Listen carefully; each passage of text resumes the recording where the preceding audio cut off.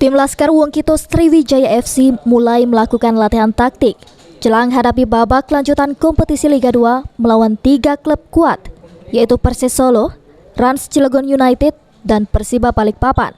Tim pelatih Sriwijaya FC sendiri kini cukup serius mempelajari sejumlah taktik guna menghadapi 3 klub tersebut, agar nantinya saat bertanding, anak asuhan Neil Maizar ini bisa meraih kemenangan. Ini kita udah mulai taktikal kita menghadapi tim-tim yang kita hadapi. Bagaimana kita menghadapi Solo, menghadapi Rans, menghadapi Persiba Balikpapan, kita bikin konsepnya secara detail dalam persiapan 2 minggu ini.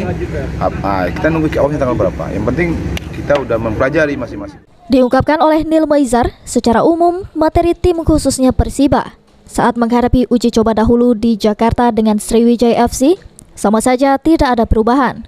Sebelumnya, para pemain Sriwijaya FC sendiri telah melakukan latihan fisik untuk pemulihan kondisi mereka untuk menghadapi babak lanjutan kompetisi Liga 2 ini.